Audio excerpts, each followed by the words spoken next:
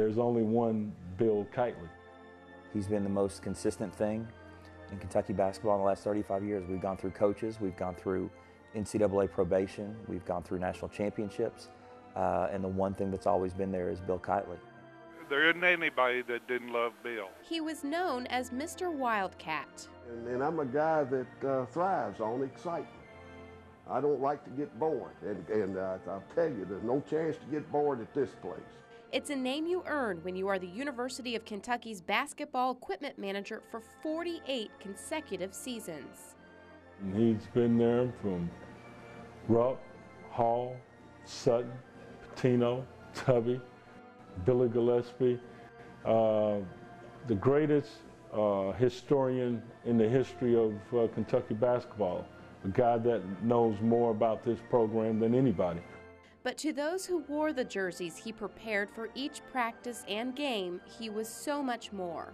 You know, he was the guy that when you had a rough day at practice, when coach was on your tail, when coach was, you know, digging into you, you kind of could go to Mr. Keightley and bounce off of a little bit.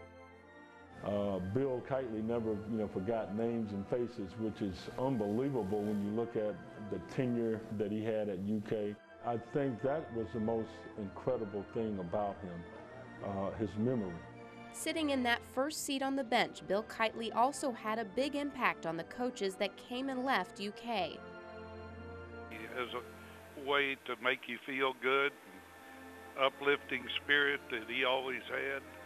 And it's just hard for me to talk about it. It's hard for me to talk about Bill in the past tense, and we're really going to miss him.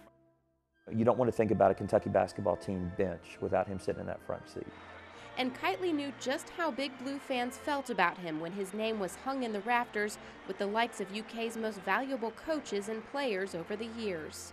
Throughout the good and the bad in this program, it was one hell of a ride for Bill Keightley. He was, without a doubt, UK's biggest Wildcat fan.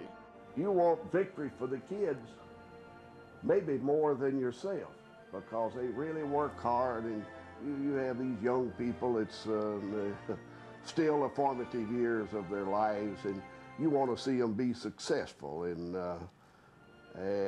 anything, short of winning is not really successful, although a lot of people would argue with that. He was Mr. Wildcat.